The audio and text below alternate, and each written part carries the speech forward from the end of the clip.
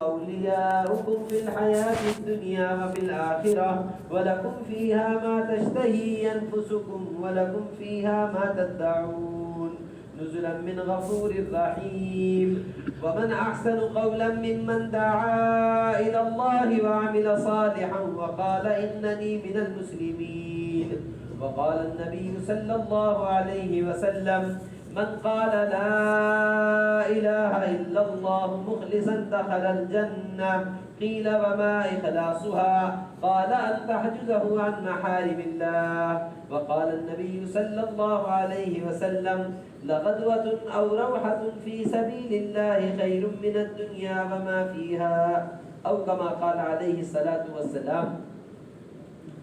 محترم عزیز دوستو بزرگو، دنیا میں ہر شخص کوشش اور محنت کرتا ہے اور ہر شخص اپنی کوشش اور محنت کو کامیابی حاصل کرنے کے لیے کرتا ہے. اس لیے کر رہا ہے کامیابی حاصل کرنے کے لیے.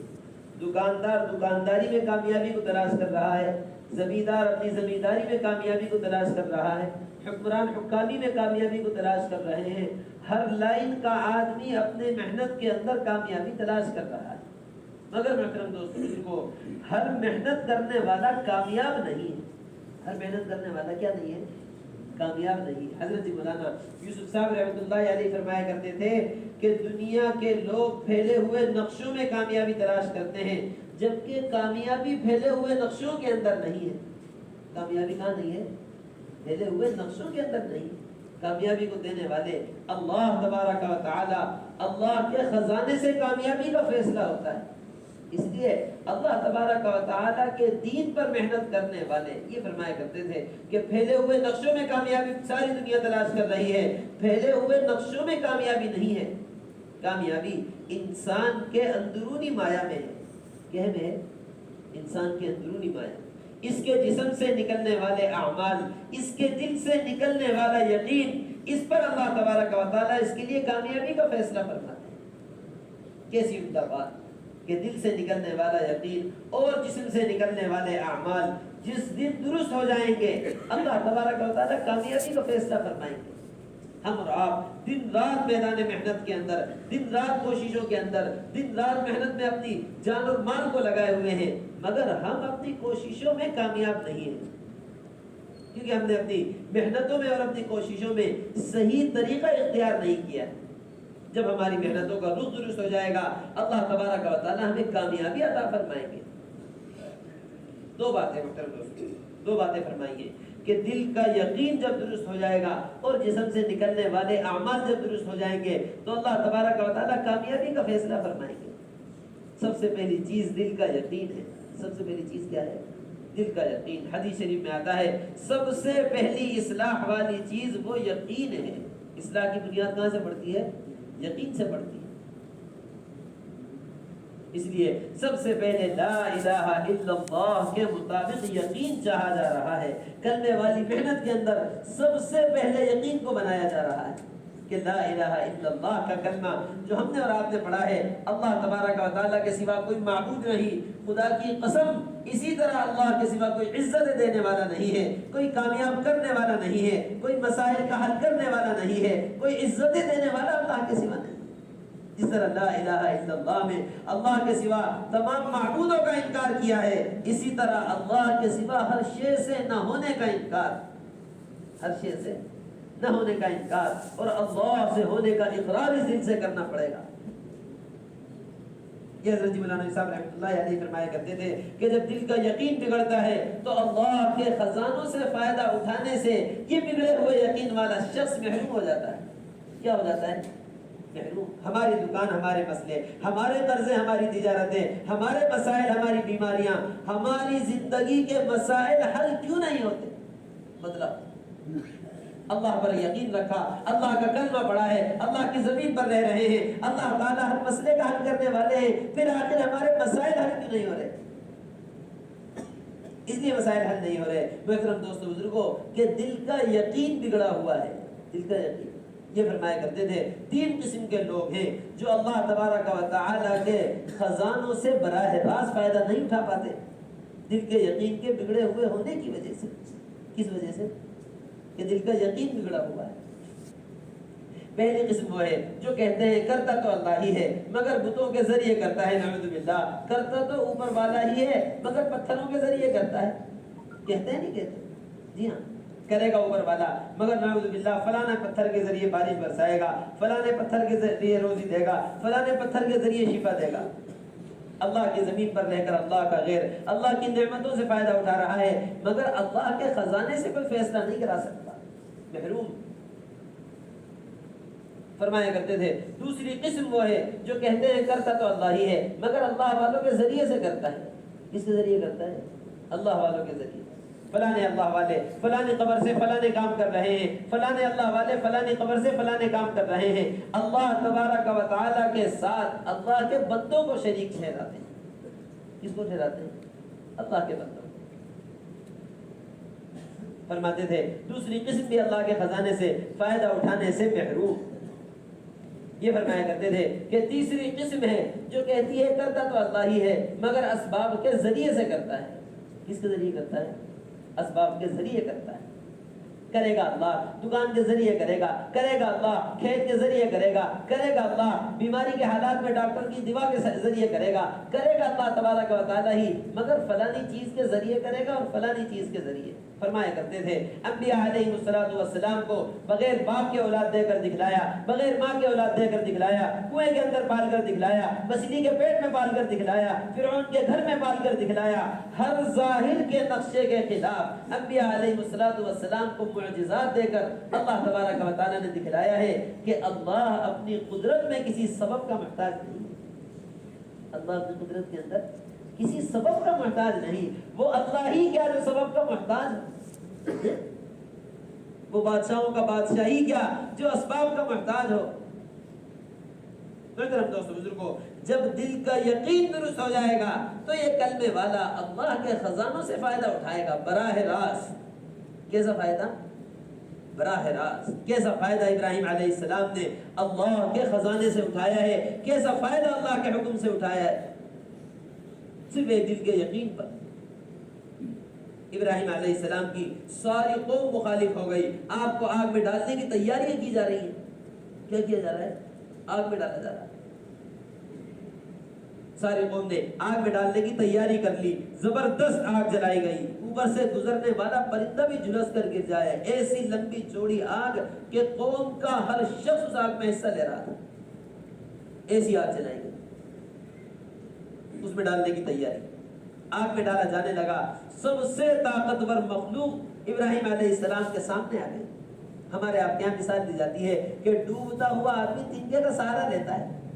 کس کا سہارا لیتا ہے؟ جی ہاں، ڈوبتا ہوا آدمی تنکے کا بھی سہارا لیتا ہے. دی جاتی ہے نا مثال. حالانکہ تنکے کا سہارا اس کو کسی کام نہیں آنے والا.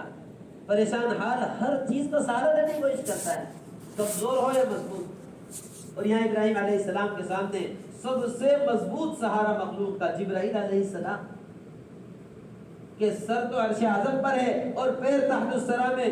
سب سے بڑی مخلوق اللہ ہے. دنیا جس کی انگلی کے اوپر رہتی ہو، جس کے پروں میں سما سکتی ہو، وہ جبرائیل علیہ السلام. ان کے لیے ایک آگ کا بجھانا کتنا معمولی کام. کتنا مضبوط سہارا، کتنی بڑی مصیبت اور کتنا مضبوط سہارا. اور ان دونوں چیزوں سے بڑھ کر ابراہیم علیہ السلام کے دل کا یقین.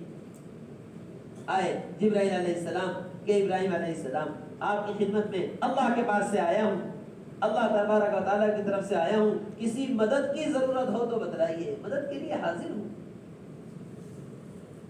بس یہ جملہ ابراہیم علیہ السلام کی زبان سے، جبرائیل اما الیک فلا، تمہاری مدد کی مجھے ضرورت نہیں ہے. تمہاری مدد کی مجھے ضرورت نہیں.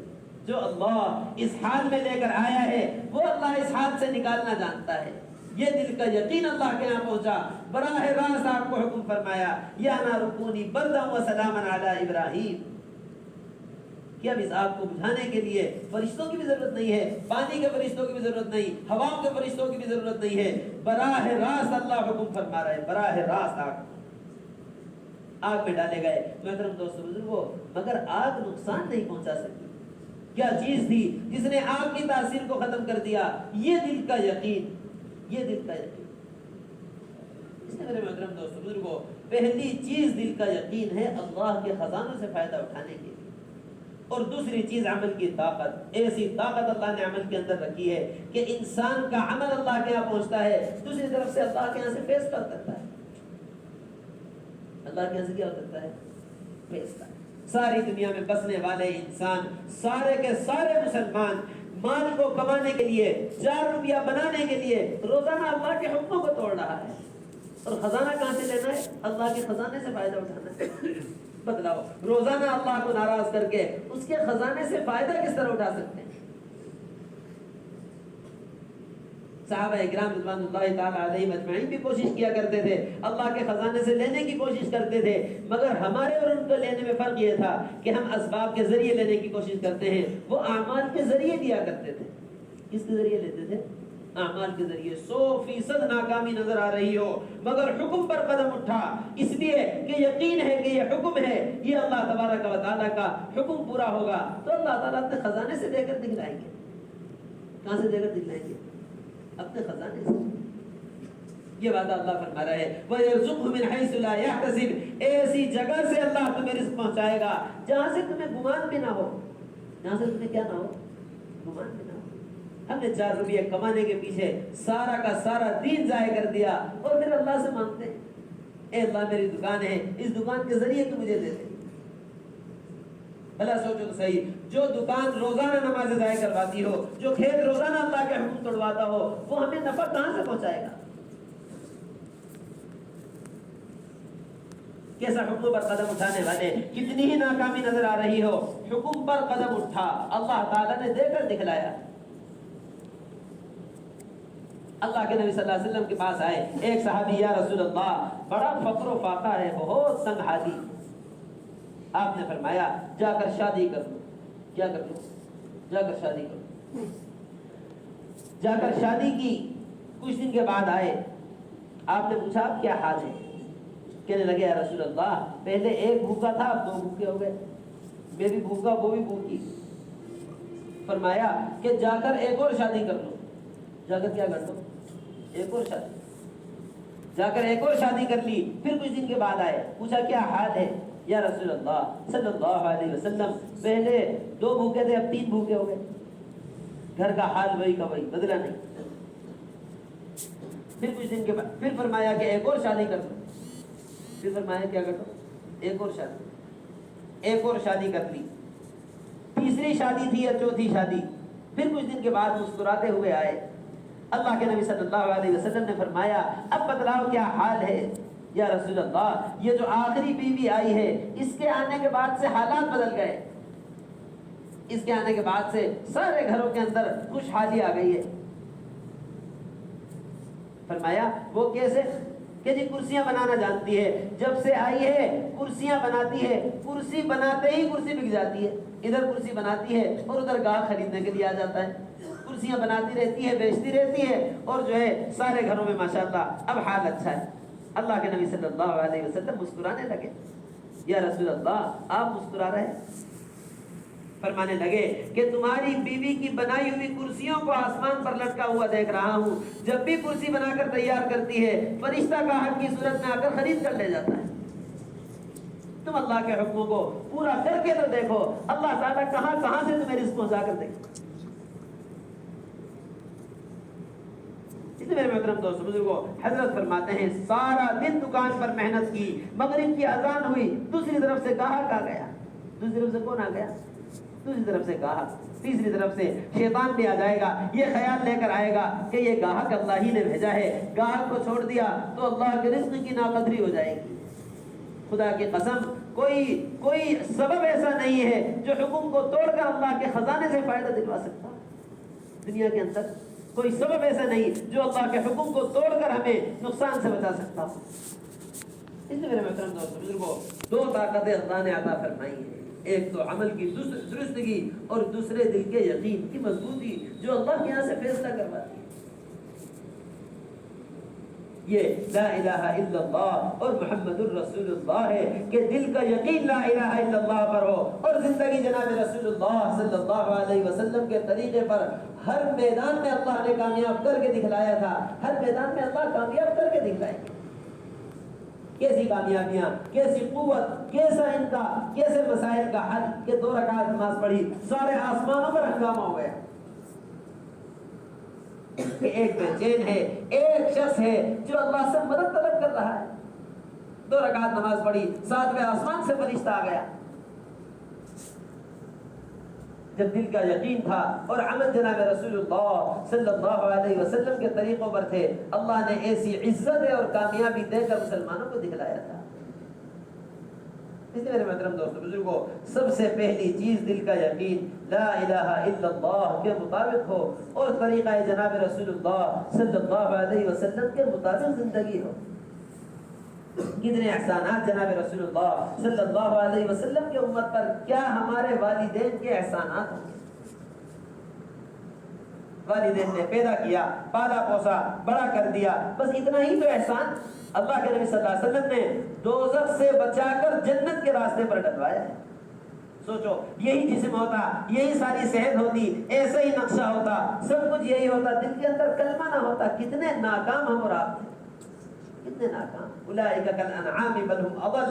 قرآن کہہ رہا ہے کہ جانوروں سے بھی زیادہ بھٹکے ہوئے ہیں جن کے دلوں میں کلمہ نہیں. کیسا امت کو مانگا ہے، کیسی قربانیاں امت کی خاطر دی ہیں، کیسا رات اور دن امت کے لیے روئے ہیں. کھڑے ہو کر روتے تھے تو رخسار مبارک تر ہو جاتے تھے، داڑھی تر ہو جاتی تھی، سینہ اتھر تر ہو جایا کرتا. امت کے لیے رو رہے ہیں. سجدے میں امت کے لیے روئے. جس جگہ سجدہ فرمایا کرتے تھے زمین آنسوؤں سے ساری زمین تر ہو جایا کرتی تھی. سب سے زیادہ چہیتی زوجہ محترمہ اپنی عائشہ رضی اللہ تعالی عنہا. عرض کیا یا رسول اللہ میرے لیے دعائیں مغفرت کر دیجیے. آپ کی سب سے زیادہ چہیتی بیوی کہ میرے لیے دعائیں مغفرت کر دیجیے. اللہ کے نبی صلی اللہ علیہ وسلم نے فرمایا اے اللہ عائشہ کے تمام گناہ معاف فرما دے. فرماتی ہے اتنا خوش ہوئی، اتنا خوش کہ خوشی میں لوٹ پوٹ ہو گئی، میرا سر میری گود پر لگ گیا. فرمانے لگے جناب رسول اللہ صلی اللہ علیہ وسلم عائشہ تم خوش ہو رہی ہو؟ یا رسول اللہ میں کیوں نہ خوش ہوں، مجھے آپ کی دعا مل گئی، مجھے آپ کی دعا مل گئی. فرمایا عائشہ اپنی امت کے لیے ہر نماز کے بعد یہ دعا کرتا ہوں. ہر نماز کے بعد، ہر نماز کے بعد، ساری تکالیف کے بعد جب اللہ سے ملنے کا وقت آیا، اللہ کے پاس جانے کا وقت آیا، کتنے انعامات جناب رسول اللہ صلی اللہ علیہ وسلم کے انتظار میں ہوں گے. کیسا استقبال آسمانوں پر ہوگا، کیسی نعمتیں ہوں گی، کیسی راحتیں ہوں گی، کیسا سکون ہوگا اور کیسی زندگی. اور آپ کو اللہ سے ملنے کا کتنا شوق ہوگا. ایک ایمان والے کے بارے میں آتا ہے کہ وہ اللہ سے ملنے کا شوقین ہوتا ہے.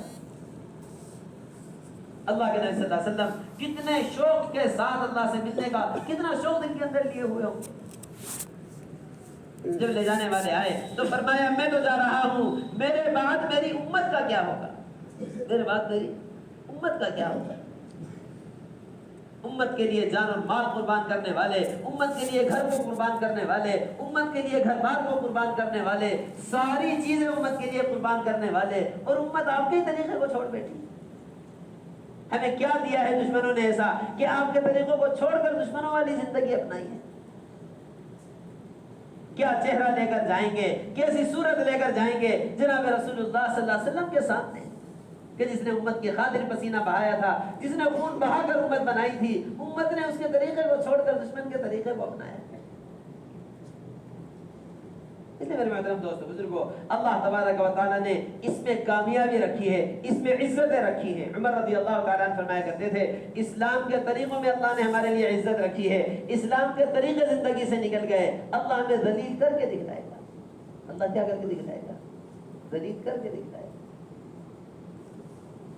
بس یہی ایمان ہے کہ دل کے اندر اللہ کی ذات کا یقین اور طریقہ جناب رسول اللہ صلی اللہ علیہ وسلم والی زندگی میں، جناب رسول اللہ صلی اللہ علیہ وسلم والی زندگی ہمارے طریقوں میں آ جائے، ہمارے طریقے آپ والے طریقے بن جائیں.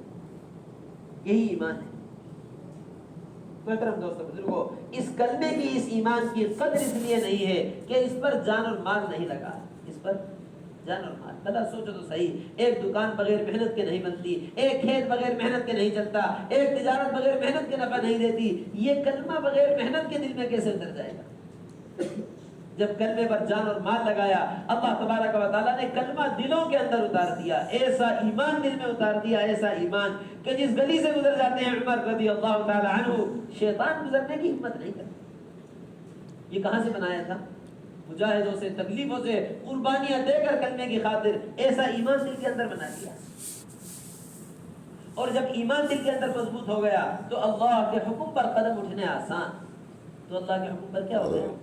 قدم اٹھنے آسان ہو گئے۔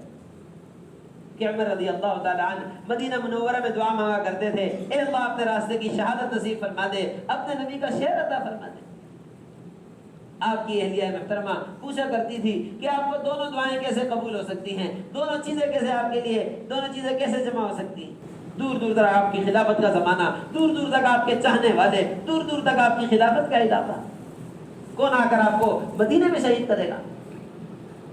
اللہ تبارک و تعالیٰ نے دونوں دعائیں سنی، مدینہ منورہ میں نیزہ مارا گیا، ایسا گہرا زخم ہوا، ایسا گہرا زخم کہ روایت میں آتا ہے آپ کے زخم سے خون بہتا رہتا تھا۔ کیا ہوتا رہتا تھا؟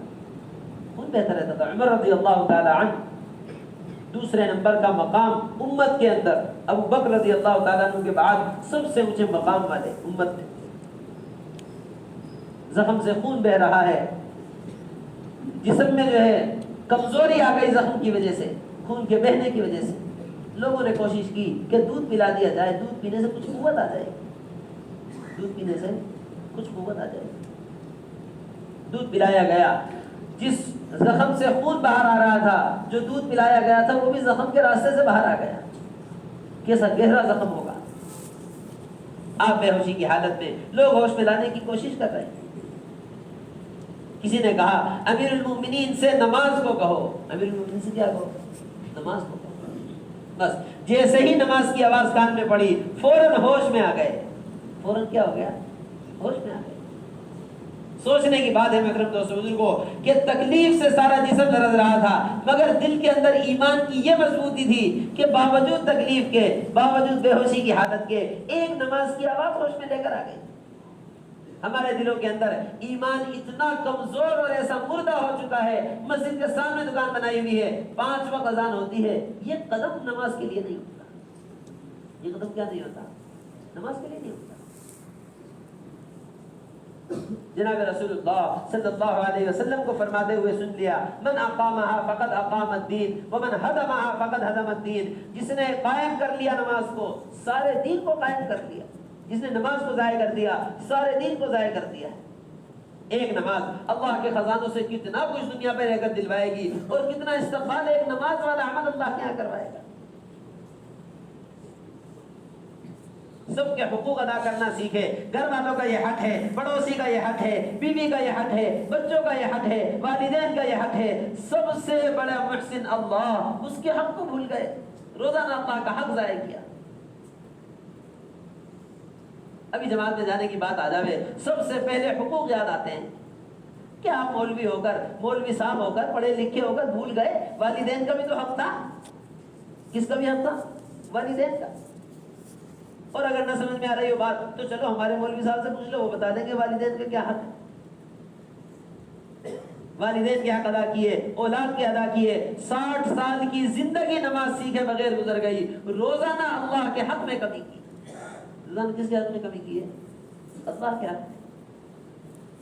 کھانے کو ایک لقمہ نہ دیتا، پہننے کو ایک سوٹ نہ دیتا، رہنے کو ایک جگہ نہ دیتا، تب بھی اللہ کا حق تھا کہ نماز ادا کی جاتی۔ جناب رسول اللہ صلی اللہ علیہ وسلم فرما رہے ہیں کہ آخرت کی منزلوں میں سب سے پہلی چیز نماز کا ثواب۔ نماز درست نکل گئی، سارے اعمال سے گزرتا چلا جائے گا۔ نماز میں پھنس گیا تو ہر منزل میں پھنستا چلا جائے گا۔ اس لیے میرے محترم دوستو بزرگوں، ہم سب کے سب نیت کر لیں، نماز کو زندگی بنانا ہے اور نماز کو سیکھنے کے لیے وقت لگانا ہے۔ کیا حق تھا دین کا؟ بچپن سے مدرسے میں رہ کر تعلیم حاصل کی جاتی، وہ علم حاصل کیا جاتا جو اللہ تبارک و تعالیٰ ہم سے چاہتے ہیں، وہ زندگی حاصل کی جاتی جو اللہ تبارک و تعالیٰ گزروانا چاہتے ہیں۔ ساری زندگی گلیوں کے دھکے کھاتے کھاتے، روپیہ پیسہ کماتے کماتے گزر گئی، آج تک نماز نہیں سیکھی، اور آج بھی یہ دکان اور کھیت اللہ کے راستے میں نکلنے نہیں دیتا۔ کم از کم ایک نمازی سیکھ لی ہوتی۔ اور دوسری چیز محترم دوستوں بزرگوں یہ ہے کہ ہماری نماز ہماری مسجدوں سے بنے گی، اس لیے ہم سب کا سب پابندی کریں انشاءاللہ تعالی۔ اللہ تبارک و تعالیٰ نے ہمارے گھروں کو آباد کیا، تجارت کو آباد کیا، خاندانوں کو آباد کیا، ہماری ذمہ داری ہے کہ اللہ کے گھروں کو آباد کیا جائے۔ اس کو آباد کیا جائے، اللہ کے گھروں کو۔ ساری کی ساری پریشانی ہم پر اور مصیبت اس لیے ہے کہ ہم نے وہ اعمال زندگی میں سے نکال دیے ہیں جو اعمال جناب رسول اللہ صلی اللہ علیہ وسلم ہمیں رحمت کے، حفاظت کے، برکت کے، ترقی کے، اللہ سے لینے کے جو اعمال ہمیں آپ کو دے کر گئے تھے۔ ہمیں آپ کو کیا کر کے دے گئے؟ جو اعمال ہمیں دے کر گئے، جو حفاظت کی چیزیں، جو برکت کی چیزیں، جو رحمت کی چیز ہم کو آپ کو دے کر گئے تھے، وہ امت نے چھوڑ دی۔ یہ مسجد نبوی جناب رسول اللہ صلی اللہ علیہ وسلم کی مسجد، اس کے اندر ہونے والے اعمال، یہاں سیکھنے سکھلانے کے حلقے لگتے، یہاں تعلیم کا حلقہ، اللہ کے نبی صلی اللہ علیہ وسلم حدیثیں سنا رہے ہیں، صحابہ اکرام آپس میں سیکھنا سکھلانا کر رہے ہیں۔ تعال بنا نؤمن ساعدا اجلس بنا نؤمن ساعدا كي نزداد ایمانا، آؤ تھوڑی دیر بیٹھے اللہ کی بڑائی کے تذکرے کریں، آؤ تھوڑی دیر بیٹھے ایمان کے تذکرے کریں، جس سے ہمارا ایمان، عمر رضی اللہ تعالیٰ عنہ امت کا علم ایک طرف، عمر رضی اللہ تعالیٰ عنہ کا علم ایک طرف، آنے والوں کو مسجد کے منبر سے تحیات سکھلا رہے ہیں۔ یہ مسجد نبوی والے اعمال تھے۔ امام المحدثین ابو ہریرہ رضی اللہ تعالی عنہ بازار والوں کو مسجد میں عمل کی طرف بھیج رہے ہیں۔ یہ مسجد نبوی کا عمل ہے۔ اور صحابہ اکرام رضوان اللہ تعالی علیہم اجمعین آدھا دن مسجد میں دینے والے، آدھی رات مسجد میں دینے والے، پورا دن پوری رات دینے والے۔ ابو ذر رضی اللہ تعالی عنہ پورا دن پوری رات مسجد میں دے رہے ہیں۔ حیات الصحابہ میں لکھا ہوا ایک صحابی ابو ذر رضی اللہ تعالی عنہ پورا دن پوری رات مسجد میں۔ اللہ کے نبی نے فرمایا کہ ابو ذر مسجد میں لیٹے ہوئے ہو، یا رسول اللہ مسجد کے علاوہ کہاں جاؤں؟ میرا کوئی اور گھر ہی نہیں ہے، میرا کوئی اور گھر ہی نہیں۔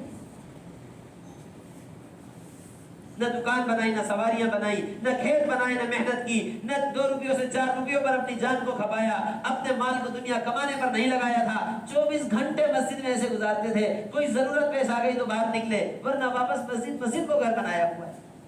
ابو ذر رضی اللہ تعالیٰ فقر و فاقے کے اندر مشہور، جبرائیل علیہ السلام آ کر کہہ رہے یا رسول اللہ زمین والے ابو ذر کو نہیں جانتے، آسمان والوں کے درمیان ان کی آواز مانتے۔ ایسا مقام حاصل کیا ہے ان اعمال کے ذریعے سے۔ آدھی رات کو مسجد، آدھے دن کو مسجد، سارا معمول مسجد کے ساتھ بنایا ہوا۔ عمر رضی اللہ تعالیٰ عنہ نے ایک دن مسجد کے لیے کیا ہوا تھا، ایک دن اپنے بازار کے لیے، کہ ایک دن مسجد کا ایک دن بازار کا، آدھا وقت مسجد کا آدھا بازار کا۔ اس مسجد کے معمول نے، اس مسجد کے سیکھنے سکھلانے نے، اس مسجد سے اللہ کے نبی صلی اللہ علیہ وسلم کی حدیثوں کے سننے نے محلے کے اندر دینی ماحول، حضرت مولانا صاحب رحمۃ اللہ علیہ فرمایا کرتے تھے تم اپنی مسجدوں کو مسجد نبوی کے معمول پر لے آؤ، تمہارے محلے مدینہ منورہ والے ماحول میں بن جائیں گے جیسے مدینہ کا ماحول۔ اس لیے محترم دوستو بزرگوں، ہم سب کے سب نیت کر لیں کہ روزانہ پابندی کے ساتھ اپنا وقت مسجد میں دینا ہے انشاءاللہ تعالی۔ ہماری مسجد میں مسجد کی آبادی کا عمل ہوتا ہے، ہماری مسجد میں مشورہ ہوتا ہے، اپنے مشورے میں شرکت۔ ہماری مسجد کے اندر، ہماری مسجد کی آدھا گھنٹہ تعلیم، یہاں اللہ کے نبی صلی اللہ علیہ وسلم کی حدیثیں سنائی جاتی ہیں۔ بڑا سوچے تو صحیح، کتنی قربانیاں لگ کر ہم تک آپ تک یہ حدیثیں پہنچی ہیں۔ ساری زندگیاں لگا کر حدیثیں پہنچانے والوں نے ہم تک آپ تک حدیث پہنچائی ہے۔ ہم 4 روپیہ کمانے میں ایسے مصروف ہو گئے کہ نبی کا کلام سننے کا ہمارے پاس وقت نہیں رہا۔ جیسے ڈوب مرنے کا مقام، 4 روپیوں کے پیچھے ایسی زندگی برباد کی ہے کہ نبی کا کلام سننے کا وقت نہیں رہا۔ ہماری مسجد کا پہلا دوسرا گشت، اس میں ہماری شرکت ہو، اور مسجد کی سحر روزہ جماعت، یہ 5 اعمال ہماری مسجد کے، امید ہے انشاءاللہ تعالی ان 5 اعمال پر مضبوطی کے ساتھ آ گئے۔ مسجد میں وقت دینا، مسجد کے مشورے میں شرکت کرنا، مسجد کی تعلیم میں شرکت کرنا، یہاں کے دونوں گشتوں میں شرکت، اور مہینے میں سحر روزہ اللہ کے راستے میں لگا۔ یہ 5 اعمال زندہ ہو گئے تو امید ہے انشاءاللہ تعالی ہمارے محلوں کے اندر دینی ماحول زندہ ہو جائے گا، پھر اللہ کے راستے سے رکنا مشکل ہو جائے گا، اللہ کے راستے میں نکلنا آسان۔ کیا بات تھی صحابہ اکرام کے اندر کہ اللہ کے راستے سے قدم روکنا ان کے لیے مشکل ہو گیا تھا۔ کسی کے پاس مال نہیں ہوتا تھا تو روتے ہوئے آتے تھے، روتے ہوئے۔ جن کے پاس اللہ کے راستے میں نکلنے کا انتظام نہیں تھا وہ روتے ہوئے واپس آیا کرتے تھے۔ قرآن اتنے سچے اپنے عذر کے اندر، اتنے سچے اپنے دل کے ٹوٹنے میں کہ قرآن ان کو بیان کر رہا ہے. تفیض من الدمع حزنا الا یجدوا ما ينفقون، کہ آنکھیں آنسوؤں سے بھری ہوئی ہیں. کیسی قربانیاں جناب رسول اللہ صلی اللہ علیہ وسلم نے ہم تک آپ تک دین کو پہنچانے میں لگائی ہیں. کیسی قربانیاں. مکہ مکرمہ میں جناب رسول اللہ صلی اللہ علیہ وسلم کے گشت ہیں، کیسی قربانیاں لگائی ہیں امت کی خاطر. جس دن نبوت عطا فرمائی گئی آپ نے فرمایا لا راحت لی بعد اليوم، آج کے بعد میرے لیے راحت نہیں ہے. یہ ہمارے آپ کے نبی ہیں.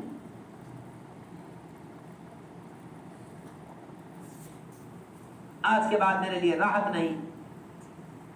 ایک دن صفا پہاڑی پر جبرائیل علیہ السلام سے فرما رہے جبرائیل کب تک محمد اور آل محمد کا حال یہ رہے گا؟ کل آل محمد کے پاس کھانے کے لیے مٹھی بھر انتظام نہیں. اتنے میں آسمان سے فرشتے آئے، عرض کیا یا رسول اللہ صلی اللہ علیہ وسلم، اللہ تبارک و تعالیٰ آپ کو بادشاہت والی نبوت دینا چاہتے ہیں، بادشاہت والی نبوت پیش کی ہے. اگر آپ قبول فرما لیں تو پہاڑ آپ کے ساتھ سونا چاندی بن کر چلے. مگر دوستو بزرگوں، بادشاہت والی نبوت اختیار کی ہوتی آپ کے مقام میں کوئی کمی نہیں، آپ کی جنتوں میں کوئی کمی نہیں تھی، آپ کی کامیابی میں کوئی کمی نہیں تھی. پھر کیسی زندگی امت کے لیے اختیار کی ہے، فقر و فاقے والی، اللہ سے مانگنے والی، اللہ کے سامنے رونے والی. اور کیسا اپنے آپ کو امت کے اندر، کیسا اپنے آپ کو، اپنی جان کو، اپنے مال کو، اپنے جسم کو ہمارے آپ کے خاطر قربان کیا. خود فرماتے ہیں کہ مجھ پر اور بلال پر 30 دن 30 راتیں ایسی گزر جایا کرتی تھی، ایسی گزر جایا کرتی تھی. ہمارے پاس کھانے کے لیے کوئی ایسی چیز نہیں ہوتی تھی جس کو کوئی جاندار کھا سکے، کوئی بھی جاندار، سوائے تھوڑے سے کھانے کے. یہ جناب رسول اللہ صلی اللہ علیہ وسلم ہے. امی عائشہ رضی اللہ تعالیٰ عنہ فرماتی ہیں کہ جناب رسول اللہ صلی اللہ علیہ وسلم کا گھر ایک چاند دیکھ لیا کرتے تھے، پھر دوسرا چاند دیکھ لیا کرتے تھے، پھر تیسرا چاند دیکھ لیا کرتے تھے. 2 مہینے اور 3 چاند، 2 مہینے گزر جایا کرتے تھے. جناب رسول اللہ صلی اللہ علیہ وسلم کے گھر میں چولہا نہیں جلتا تھا. بانجے پوچھنے لگے خالہ جان گزارا کس طرح کیا کرتے تھے؟ کہنے لگی کہ کھجور کھا لیا کرتے تھے اور پانی پی لیا کرتے تھے. یہ جناب رسول اللہ صلی اللہ علیہ وسلم کا گھر ہے، سید الانبیاء، مخلوق میں سب سے اونچا مقام. حضرت جی مولانا صاحب رحمۃ اللہ علیہ فرمایا کرتے تھے ہمیں اور آپ کو امت کو دوزخ کی آگ سے بچانے کی خاطر جناب رسول اللہ صلی اللہ علیہ وسلم اپنے تمام گھروں میں فاقے برداشت کر رہے تھے. اور ایک یہ امت ہے کہ ان کے دین کی محنت کی خاطر اپنی خواہشات قربان نہیں کر سکتے. ایک دکان سے 2 دکان بن جاویں، 1 روپیہ سے 2 روپیہ بن جاویں، 2 روپیہ سے 4 روپیہ بن جاویں، ایک کھیت سے 2 کھیت بن جائیں، ساری زندگی کی محنت اسی میں جٹا دی. جو نبی بھوک برداشت کر کے گئے، جو فاقے برداشت کر کے گئے، جو گرمی برداشت کر کے گئے، ہر طرح کی تکلیف برداشت کر کے گئے ہیں، ان کی امت ان کے دین کی خاطر، اس محنت کی خاطر اپنی خواہشات قربان نہیں کر سکتی. کیا ہو جائے گا 4 مہینہ اگر اللہ کو دے دیا؟ گھر لٹ جائے گا، دکان ختم ہو جائے گی، تجارتیں ختم ہو جائیں گی. کیا ہو جائے گا اگر دین کو سیکھنے کے لیے 4 مہینے کا قدم اٹھا لیا؟ مکہ مکرمہ میں اس دین کی خاطر مجھے اور آپ کو دوزخ سے بچانے کی خاطر کیسی تکالیف جناب رسول اللہ صلی اللہ علیہ وسلم اٹھا رہے ہیں. ہم اور آپ اپنے والدین کو تکالیف میں نہیں دیکھ سکتے. ایک تکلیف والدین کو پہنچ جائے اپنی نیند حرام ہو جاتی ہے. جن سے محبت کرتا ہے ان کے لیے ایک تکلیف دیکھنا گوارا نہیں کر سکتا. ہم اور آپ بھی محبت کا دعویٰ کرتے ہیں، مگر محترم دوستو بزرگوں، یہ کیسی محبت ہے؟ وہ تھے محبت کا دعویٰ کرنے والے ابو بکر صدیق رضی اللہ تعالی عنہ. اتنا مارا مکے والوں نے، اتنا مارا کہ جو ہے مرنے کے قریب ہو گئے. اتنا مارا ابو بکر صدیق رضی اللہ تعالی عنہ. اٹھا کر گھر لے آئے، سارے قبیلے والے جمع ہو گئے، گھر والے جمع ہو گئے. بے ہوشی سے جب ہوش میں آئے، پہلا جملہ پوچھا جناب رسول اللہ صلی اللہ علیہ وسلم کا کیا حال؟ لوگ کہنے لگے جن کی وجہ سے تکلیفیں پہنچی تھی، جن کی وجہ سے اس حال کو پہنچے ہو، اب بھی ان کا نام زبان سے نہیں اتر رہا. ماں کھانے لیے کھڑی ہوئی ہے کہ ابو بکر کھانا کھا لو. کہ جب تک جناب رسول اللہ صلی اللہ علیہ وسلم کو نہیں دیکھ لینا اس وقت تک کھانا نہیں کھاؤں گا. یہ تھے محبت کرنے والے. ایک ہم اور آپ ہیں محبت کا دعویٰ کرتے ہیں, ایک دن آپ کی محنت میں قربان کرنے کے لیے تیار نہیں. یہ کیسی محبت ہے دوستو؟ اور کیا چہرہ لے کر جناب رسول اللہ صلی اللہ علیہ وسلم کے پاس جائیں گے جنہوں نے اپنی جان کو قربان کیا, اپنی اولاد کو قربان کیا, اللہ کے راستے میں نکلے ہوئے. ابھی نکلنے کی بات آ جائے تو سب سے پہلے حقوق یاد آ جائیں گے کہ میرے گھر والوں کا حق, میرے والدین کا حق, میرے بھائیوں کا حق, میری دکان کا حق, ساری زمین والوں کو حقوق سکھانے والے جناب رسول اللہ صلی اللہ علیہ وسلم. بیٹی کو بیمار چھوڑ کر اللہ کے راستے میں نکلے, واپس آئے, لوگوں کو آتا ہوا دیکھا, اے لوگوں کہاں سے آ رہے ہو؟ یا رسول اللہ آپ کی بیٹی کا انتقال ہو گیا ہے, اس کو دفنا کر آ رہے ہیں. مکہ مکرمہ میں گشت کرنے کے لیے نکلے. یا ایھا الناس قولوا لا الہ الا اللہ تفلحوا, لوگوں لا الہ الا اللہ کہہ لو کامیاب ہو جاؤ گے. فرماتے ہیں راوی, کوئی جناب رسول اللہ صلی اللہ علیہ وسلم کے چہرے پر تھوکتا تھا, کوئی سر پر مٹی ڈالتا تھا, کوئی آپ کو گالیاں دیتا تھا. مکہ مکرمہ میں گشت کر رہے ہیں, کوئی آپ کو تھپڑ مار رہا ہے, کوئی مٹی لا کر ڈال رہا ہے, کوئی گندگی لا کر ڈال رہا ہے, کوئی آپ کو گالیاں دے رہا ہے, کوئی نعوذ باللہ جھوٹا کہہ رہا ہے. یہ تکالیف میرے اور آپ کی خاطر برداشت کر کے گئے. خدا کی قسم 60 سال کی زندگی گزاری, ایک دن نبی والی محنت میں نے لگایا. کلمے کی دولت دے کر کتنا قیمتی اللہ تبارک و تعالیٰ نے اور آپ کو بنایا تھا. سچے دل سے بتلاؤ. روزانہ جن کے دلوں کے اندر کلمہ نہیں ہے, روزانہ دنیا کمانے کے لیے نکلتے ہیں, ایک دن ان کو پرواہ نہیں کہ اللہ ہم سے کیسی زندگی چاہتا ہے, ایک دم ہے کہ ان کو پرواہ نہیں کہ نبی کیا چاہتے ہیں. بتلاؤ, ہماری محنت ہماری دنیا میں ہو کر رہ جائے تو ہمارے میں اور غیروں کی محنت میں فرق کیا رہ گیا؟ اس لیے میرے محترم دوستو بزرگوں, جماعت میں جماعت والوں کی وجہ سے نہیں جانا. جماعت میں اس لیے نہیں جانا کہ جماعت آ گئی ہے, جماعتوں کا مطالبہ ہے. میرے نبی مجھے کیا دے کر گئے ہیں اور مجھے کیسی زندگی لے کر جانی ہے, اس کے لیے اللہ کے راستے میں نکلنا. کیسی قربانیاں دی, گھر پر موت آنے کو اپنے لیے پسند نہیں کرتے تھے. یہ تھے نبی کے سچے محبتی. اس لیے میرے محترم دوستو بزرگوں, آج اللہ تبارک و تعالیٰ نے موقع عطا فرمایا ہے. آج ہمیں موت نہیں آئی, ہمیں بیماری نہیں آئی ہے, صحت اچھی ہے, جسم ہاتھ پیر کام کر رہے ہیں. آج موقع اللہ تبارک و تعالیٰ نے دیا ہوا ہے کہ آخرت کی تیاری کر لی جائے.